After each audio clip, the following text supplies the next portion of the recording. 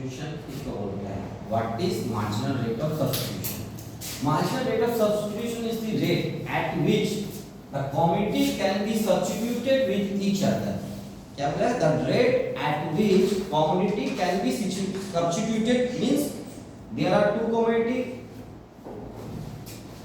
one commodity is replaced by other, substituted by other, ठीक है?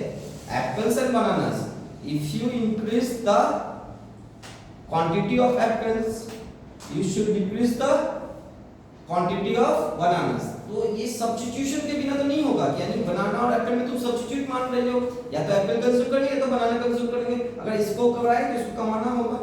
तो ये जो रेट कितना एक एप्पल को इंक्रीज करने के लिए कितना बनाना तुमको सैक्रिफाइस करने पड़ा, वो जो रेट है that is called marginal rate of substitution. Means एक चीज को पाने के लिए दूसरा चीज को खोने का रेट, कि हम একটা অ্যাপল থেকে আরেকটা অ্যাপল এক্সট্রা কনজিউম করার জন্য কটা বানানা আমাকে স্যাক্রিফাইস করতে হলো, ওই যে রেট চেঞ্জ করার রেটটা that is called marginal rate of substitution.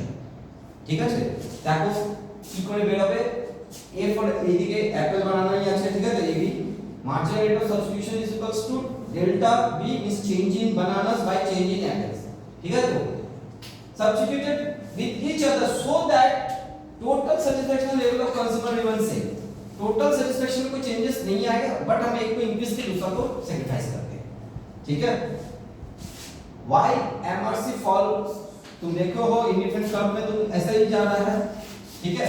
तो ये जो स्लोप होता है ना, यहां पर क्या हो रहा है, एक है, उसके बाद क्या ये इंक्रीज के, तो ये जो स्लोप बना, ये जो स्लोप हो रहा है, ये जो स्लोप बना, ठीक है? तो ये डाउनवर्ड क्यों हो रहा है, फॉल क्यों कर रहा है, डिमिनिश क्यों हो रहा है? ठीक है? तो डिक्रीज क्यों ट्रेंड में जाता है, इसका पीछे रीजन क्या है?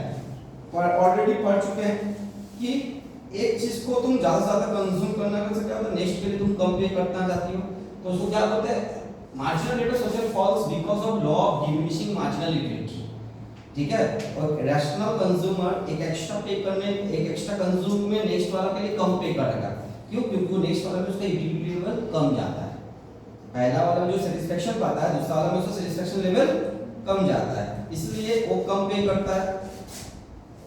तो इस ये रीजन है एमआरसी फॉल्स होने का पीछे। ठीक है? नेक्स्ट हो रहा है कुछ एजम्पशन जो इंडिफरेंट कर्व के लिए तुमको करना पड़ेगा। इंडिफरेंट कर्व के लिए क्या क्या एजम्पशन करेगा, two commodity at fix amount of consumer income, दो कमोडिटी और इनकम भी कंज्यूमर का सेम होगा, तभी जाके कॉम्बिनेशन बनेगा।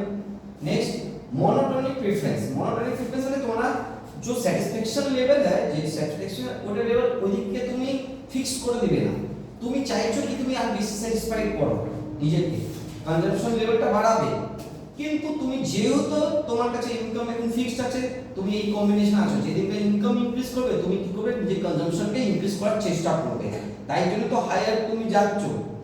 नेक्स्ट হচ্ছে इंडिफरेंट मैप में क्या हो रहा है कि एक आईसी कप से दूसरा आईसी कप उससे हायर क्यों जा रहा है, क्योंकि यानी ग्रिड था अंदर में कि मेरे को ज्यादा कंजम्पशन करना है, जस्ट इनकम मेरा उतना था इसलिए हम उस पे थे, जैसे इनकम इंक्रीज किया मेरा दोनों को हम इंक्रीज कर दिए। ठीक है? या किसी एक को और बढ़ा दिए, जो अच्छा क्वालिटी का था उसको प्रीफर किए।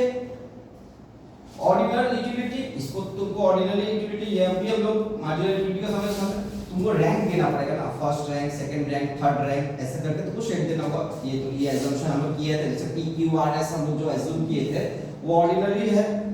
Diminishing marginal rate of substitution obviously होगा, क्योंकि मार्जिनल यूटिलिटी नेक्स्ट के लिए तुम्हारा कमता है। ठीक है? तो उसके बिना तुमको सब्स्टिट्यूशन नहीं होगा तो ये डिक्रीजिंग ट्रेंड नहीं होगा।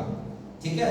क्योंकि पहला वाला 1 से 2 हो गया, एक था 2 हो गया, दूसरा वाला 15 से कम गया। ठीक है? ये जस्ट बिकॉज़ क्या हो रहा है कि तुम्हारा नेक्स्ट जो यूटिलिटी जो कंज्यूम किए हो उसमें तुम्हारा सैटिस्फैक्शन लेवल कम मिला है, इसी के चलते। Last rational consumer, rational consumer ही रहना होगा जो चाहता है कि मेरा कि लेवल ऑफ सैटिस्फैक्शन हायर हो।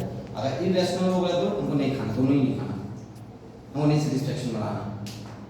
ठीक है? ऐसा इरैशनल कंज्यूमर जैसे आ गया तो तुम लोग कोई चीज कर ही नहीं पाओगे। ठीक है? Next properties of indifferent curve, indifferent कर्वेর প্রপার্টিজ কি আছে আমরা এজম্পশন করেছি, definition, indifferent map, last topic है इंडिफरेंट कर्व का प्रॉपर्टीज। पहला प्रॉपर्टीज है indifferent curve are always convex to the origin.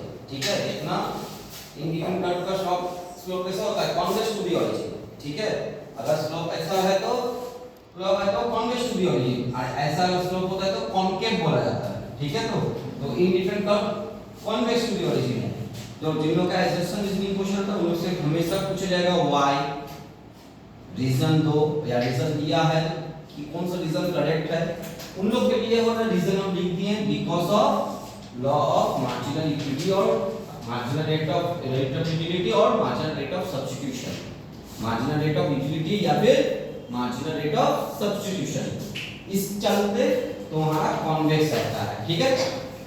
Next, indifferent curve slope downward, ये डाउनवर्ड भी दिख रहा है, because if the consumer decides to have more unit of one goods, he will reduce the number of units of another goods to get the satisfaction level remain same, क्योंकि assumption था कि all different combination but the satisfaction level is same, तो satisfaction level same रखने के लिए एक को जैसे बढ़ाना होगा तो दूसरा को रिड्यूस करना होगा, एक बढ़ रहा है दूसरा घट रहा है, ये मतलब ही होता है कि डाउनवर्ड स्लोप करने का रीजन यही होता है। कोई भी चीज का किसी भी चाहे कोई भी लॉ में कोई भी कर्व हो, वो स्लोप डाउनवर्ड की तरफ कब करता है? जब एक इंक्रीज करता है दूसरा डिक्रीज करता है, तो डाउनवर्ड स्लोप हो जाएगा, ठीक है।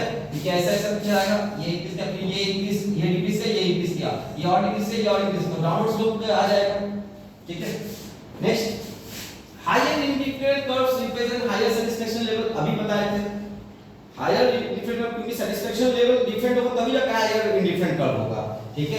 तो इंडिफिनिट कर्व का मैप करना 3 दिए थे, सोचो इसका 100 बोले थे तो इसका 200 बोले थे, इसका 300 बोलते हैं, क्योंकि इससे एक अगर सोचो इसका एप्पल का है तो 15 बनाना का अगर हो गया तो यहां पर 2 होगा, ऐसा जाएगा, ठीक है। तो 30 हम सपोज दे रहे हैं, लेकिन यहां पर क्या हो रहा है कि एप्पल भी 2 हो रहा है, बनाना भी 16 हो रहा है, तो मतलब क्या ऑब्वियसली ये भी इंक्रीज किया, ये भी इंक्रीज किया, तो higher level of indefinite curve shows the higher level of satisfaction, ठीक है। जितना इंडिफिनिट कर्व ऊपर की तरफ है मतलब कि उसका हायर सैटिस्फैक्शन लेवल है, ठीक है। अब ये समझ के इसके बाद वाला पॉइंट फिर से होगा कि two indefinite curve can never intersect each other, इसका रीजन क्या? Because higher indefinite curve represent higher satisfaction level, because there satisfaction level two indefinite curve does not having the same satisfaction level, ठीक है, can never having same satisfaction level, दो indefinite curve का कभी भी satisfaction level same नहीं होता है। satisfaction level जितना ऊपर की तरफ जाएगा मतलब उसका हाईएस्ट satisfaction level रिप्रेजेंट करता है, समझ में आया? जितना नीचे वाला उतना कम, ऊपर वाला के रिस्पेक्ट में नीचे वाला कम satisfaction देता है, और जब satisfaction level ही डिफरेंट है तो कॉम्बिनेशन कभी भी इक्वल नहीं हो पाएगा। Any different curve can never be touched any axis, यहाँ पे 2 है, ये x एक्सिस है और ये y एक्सिस है, तो ये दोनों में किसी को टच नहीं करेगा, जितना भी कॉम्बिनेशन होगा यहाँ इस बीच में ही खेलेगा, ये ना इसको कभी टच करेगा इस साइड को, ना इधर पर वर्टिकल को, ना हॉरिजॉन्टल को। व्हाई? क्योंकि तुमको एज्यूम करना है कि तुम दो क्वांटिटी को कंज्यूम कर रहे हो, आज किसी एक को टच करते हो मतलब कि एक को तुम नहीं कर रही हो, ये तो 0 पॉइंट है ना, यहाँ 0 होता है, या तो ये 0, यहाँ पर टच किया तो ये 0, यहाँ पर किया तो ये 0, तो वो तो assumption ही था कि 2 क्वांटिटी कंज्यूम कर रही हो, ठीक है। इसलिए can never touch any excess, बोलो जितना प्रॉपर्टी समझ में आए।